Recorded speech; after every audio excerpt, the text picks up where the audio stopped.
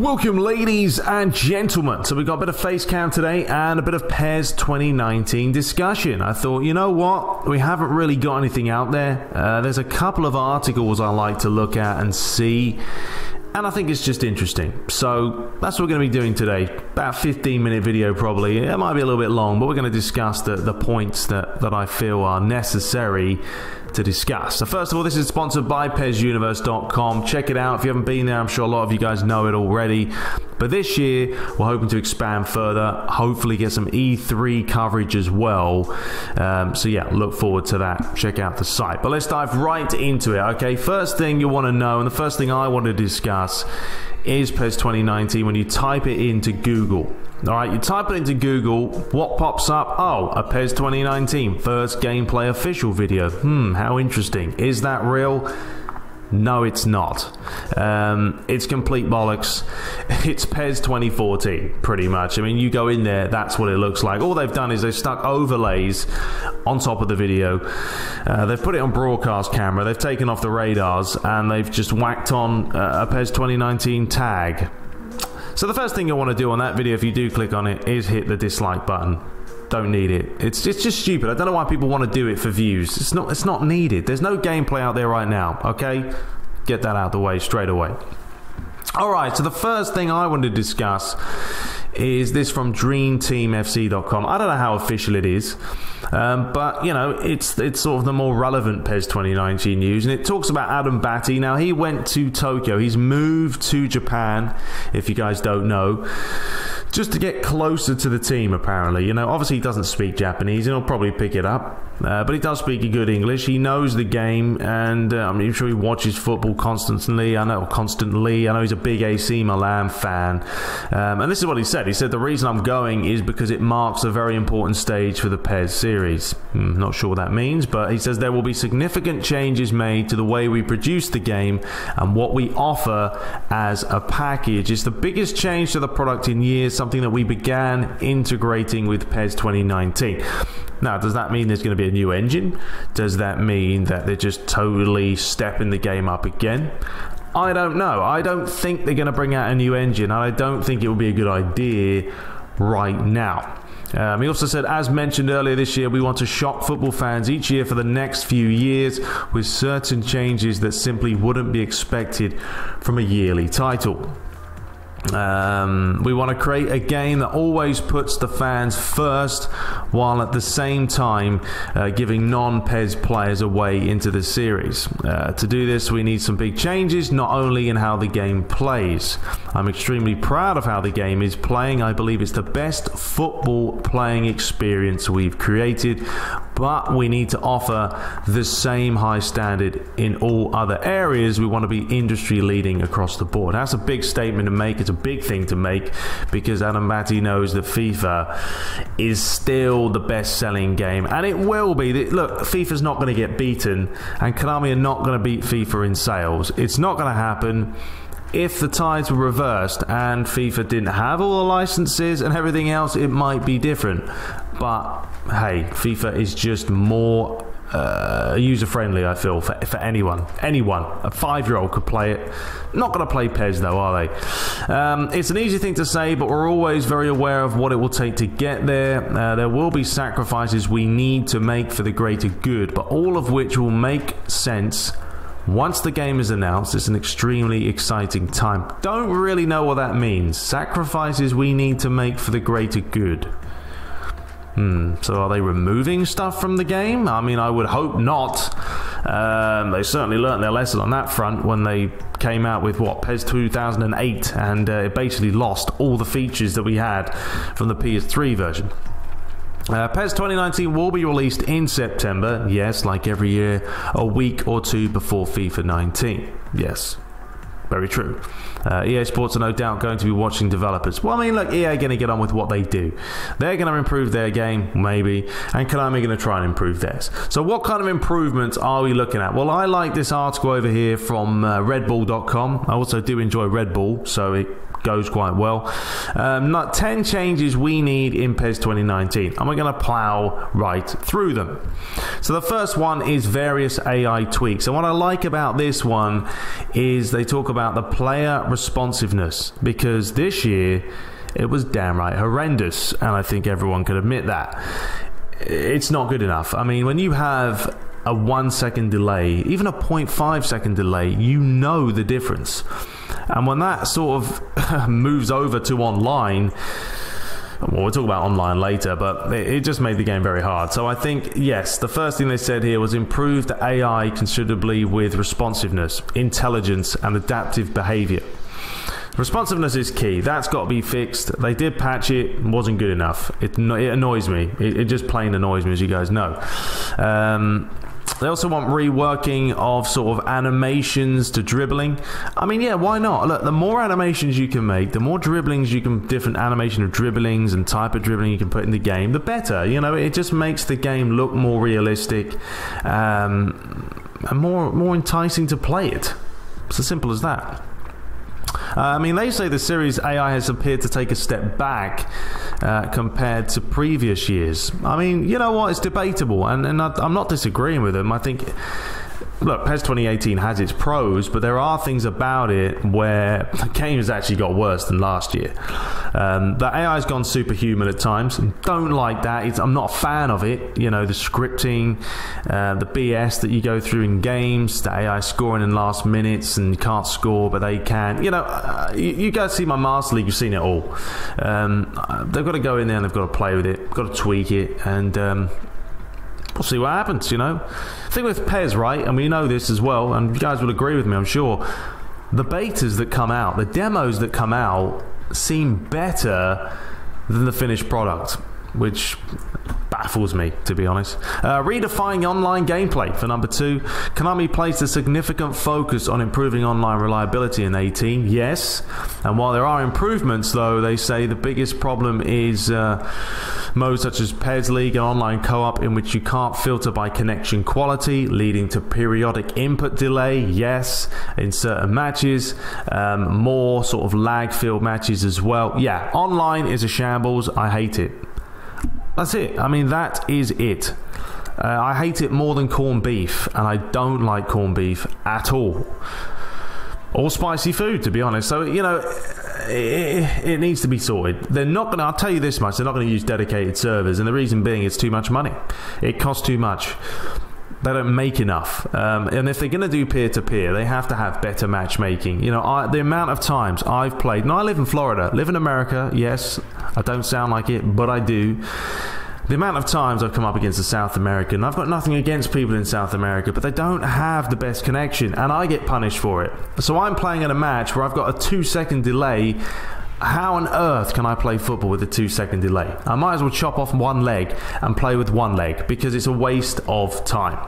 They've got to fix that. Matchmaking has to be updated. You have to be able to customize it more. If I want to play manual passing, then allow me to play manual with someone else out there. There may only be one player in the world that plays on manual. Let me play with them. Konami have got to fix it. Got to fix it. Simple as that. Improved co-op features, basically the same there. They just want to see sort of, let's have a look here, the ability to set limits on number of human and CPU players per team would assist greatly. Yes, that is a big point. The Midnight Kid, I know, was getting pissed off on Twitter about that. So yeah, they've got to offer you the ability to play sorry, I've lost my train of thought. Play with, you know, human only or CPU, etc. And also playing with a friend on a couch next to you, which I don't think you can do. I don't think you can do that. So that would be another big plus. Number 4 is what I like. It's a big one for me. The Nintendo Switch Edition. I would love to see a Switch edition. I have FIFA on it, and I actually think it's quite good. You know, sometimes the passes go in the wrong place, but ultimately it's the best handheld football game I've played. Having PES on the Switch would be massive. It would be a trial phase for them, see how it works out, but I think it will be a plus. Now the big question is, will they be able to let you do the same thing you can do on PS4, add logos, kits, teams, etc. on the Switch? If you can't, that's going to be a big slap in the face. It probably would stop me from buying the game. I don't want to play with man red or man blue or man pink. I don't want to do it. I want to play with Manchester United, Man City, Tottenham, all that. I don't see why they wouldn't be able to do it, because the Switch does enable, I believe, USB, etc., unlike the Xbox, so it should let you do it. So Konami, if you're going for the Switch, make sure the edit mode is sufficient, otherwise it's going to slap you hard in the gonads. Alright, number 5, presentation elements. Now, we all know they stepped it up a little bit this year. I mean, even here, if you have a look at this, right, this generic photo or picture of sort of the beginning of a match, it's still... I don't know who the graphic designer is over at Konami. I do graphic design. I work in marketing. I do digital media. I make websites. That does not look appealing to me. You could do so much more with that than what it looks like. And I know it's a small emphasis and part of the game, but, and this is annoying me, got to close this, you know, make that more inviting, appealing, professional. I mean, FIFA get it right, and they have the licenses, I know, but Konami could still use a design, you know, and this is, you know, Konami here. We're not talking about a Mickey Mouse company. It's just, it's not good enough, I feel, still, with the overlays and the presentation and the way it looks. Cutscenes could be better. Everything could be just overhauled by Konami. You want to go next level? Let's go next level. You know, it's nearly 2020. Technology's evolving at a superior pace. You know, we've got new things coming out every single year. Surely, by now, Konami can get the presentation right. Step it up. Alright, number 6 is basically, for me, Become a Legend overhaul. At this point in time, Konami have two options.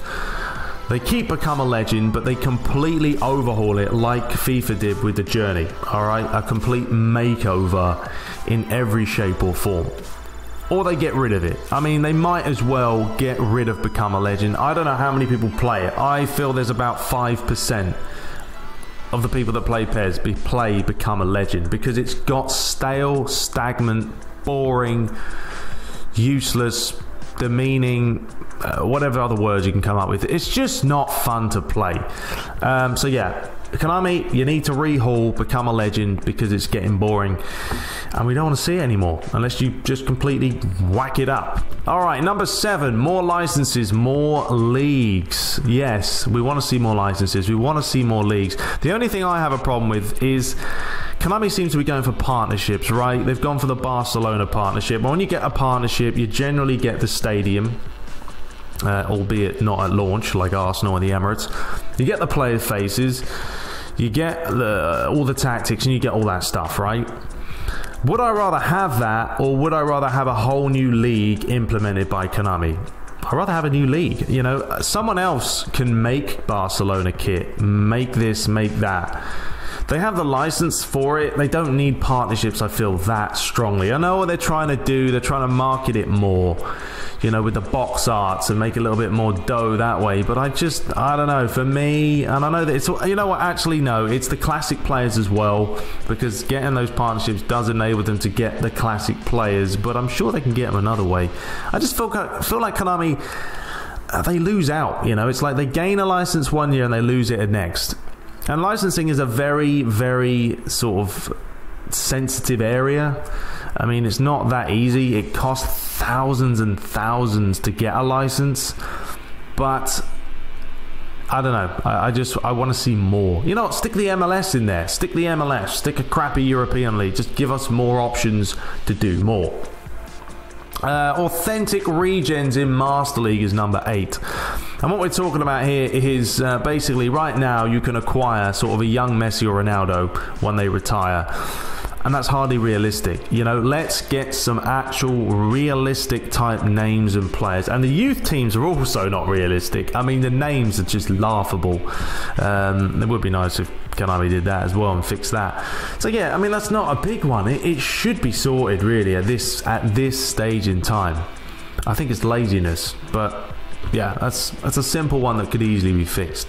And number 9, random selection match 2.0. Basically, playing this online would be a class idea. You know, it'll be an even matchup. You both get random players. It's a different experience every time. Maybe even have a league for it or something where... you know what? There's so many ideas you could do for random selection match. Like, imagine creating your own team. You do a random selection match. If you win, you get to keep one of your players. You get to pick what player you want to keep. If you lose, then you lose a player, or the person that beat you gets to take one of yours. I don't know, something different. You know, you've got the option there to play the random selection match. It's in the game. Use it. So, yeah, let's see what happens there. And finally, number 10, the Stadium Creator. We haven't seen it in a long time. The last time it was back in 2011. The following series switched to the Fox engine in PES 2014. And, yeah, it just went. We have nothing to create stadiums. You've got a designer, which is about as useful as, you know, a one-legged horse. It's just not worthwhile. So... it's a lot of work, and I would take a lot more features over a Stadium Creator, to be honest, if it was sort of an ultimatum of which one. But I still think, you know, they could put it in the game.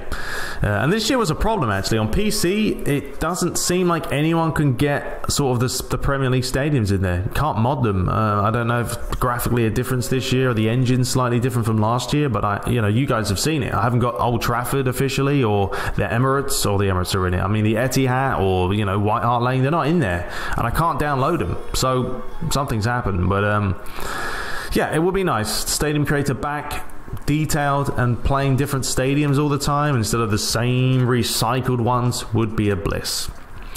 Alright, that's about it, ladies and gentlemen. So that is all the news I have right now. I'm going to be probably doing this every few weeks, a month. I don't know. Once E3 comes around, then there'll be plenty to talk about. But I want to get, you know, a good run-up of information throughout the course of the next couple of months, because I think people get interested about newer games and what's to come out and everything else. I certainly do. I'll keep bashing out the Master League. That's coming up next. We've got the big one, the last episode of the season. And then we'll, you know, probably dive into season 2. We'll see what happens. But yeah, playing the Europa League final to come back for that one. But until next time, let me know your thoughts on what you want to see improved on PES 2019. But until next time, take care.